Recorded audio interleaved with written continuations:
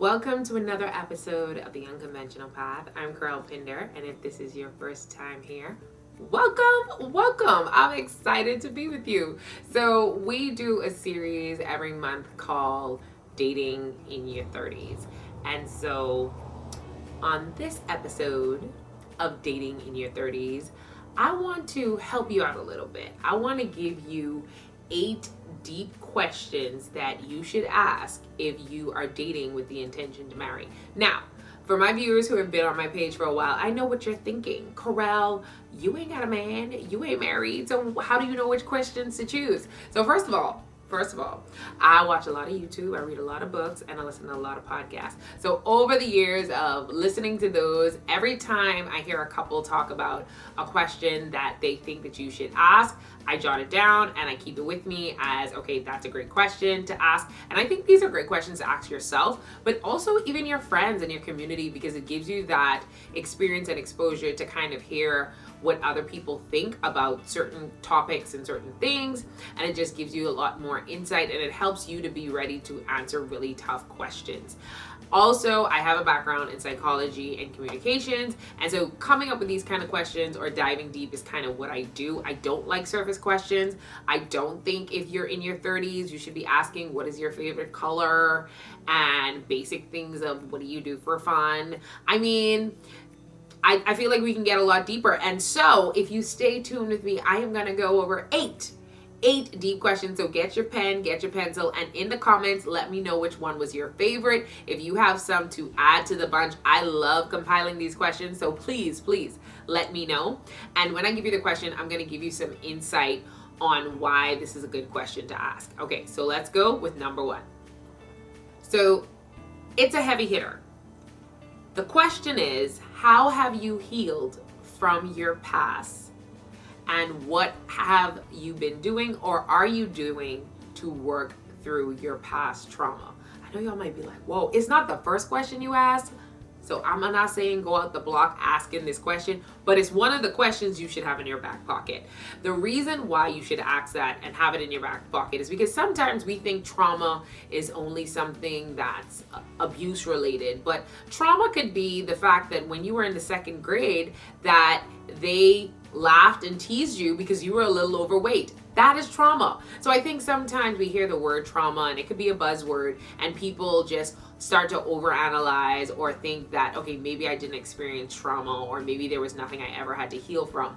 But we live in an imperfect world. So something had to happen in your childhood that didn't sit right with you, that you worked through, maybe something that you went through that you were trying to do better as. What did you do? Do they journal? Do they go to therapy? Have they talked it over with their parents? Have they, walked it out through a different source of like maybe a workbook or a group therapy or a group workbook, or maybe they're active in their church and their small group, who knows? But are they open to talking about how they grew through something they might have had to heal from? Maybe it was a past relationship. Just what have they done? Did they spend some time alone and just reflect? But are you... So the reason you ask that question is to see if someone is growth minded, if they're willing to learn and to work through past trauma and past pain, and if they're open to talking about it. And like I said, if at the first date it may be a little heavy, but some point while you're dating, if you're dating to marry, it's obviously not the first date question, but at some point asking them about have they healed, what have they done, just so you can get a range on, are they growth minded, are they open to talking about those topics, so that you know, and there's not something that comes when you're already married and you're like, what was that? Okay, so that's number 1.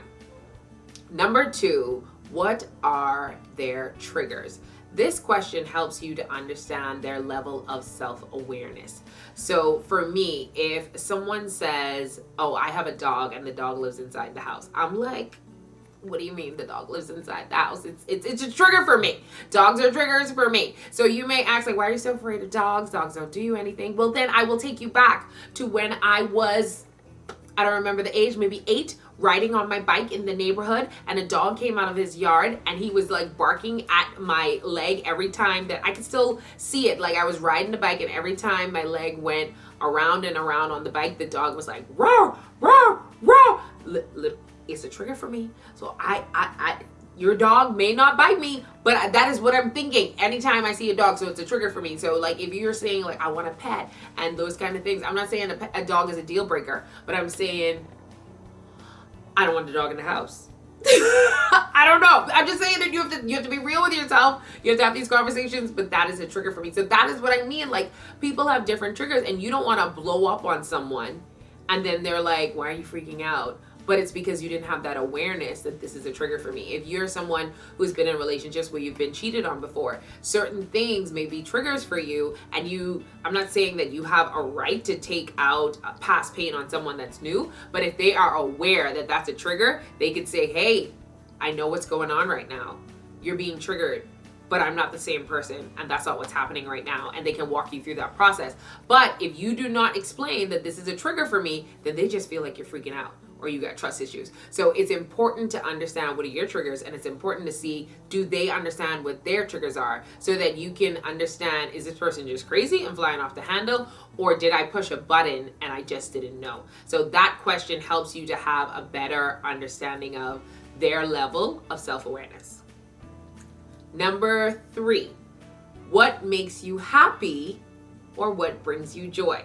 So the purpose of this question, I think a lot of men, I don't know if a lot of men watch this channel, give me a little shout out in the comments if you're a guy and you watch it, but I think a lot of men would like this question because this is something that I struggled with, finding my happiness and my joy outside of a relationship.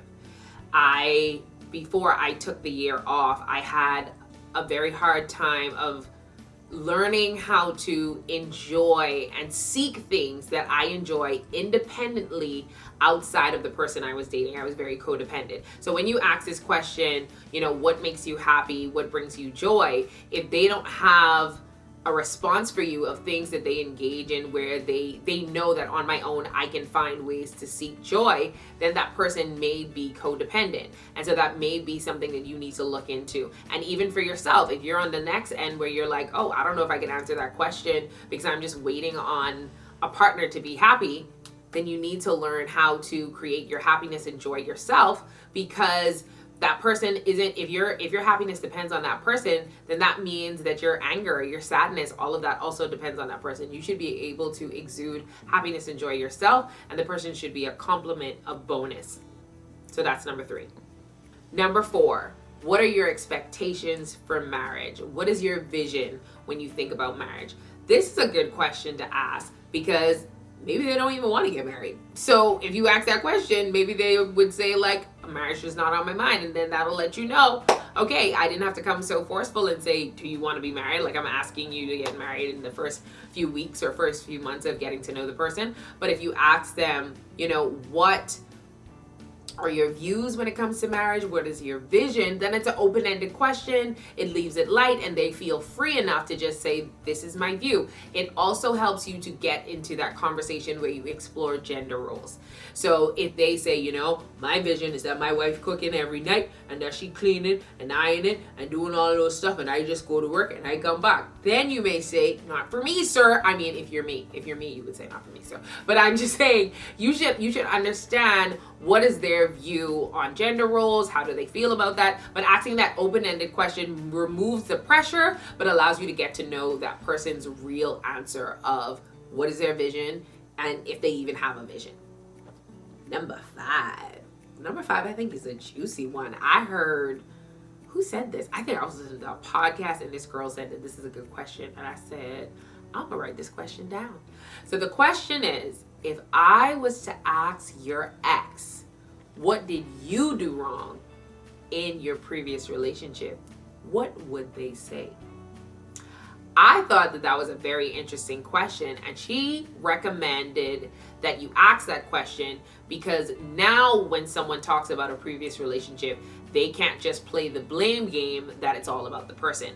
It also allows you to see if this is a person who's able to take accountability, because no matter how great of a partner we are, there are certain things that we could do differently. So I have a relationship where I was cheated on. So some things that I could have done differently is I could have been more honest with myself about my expectations in a relationship.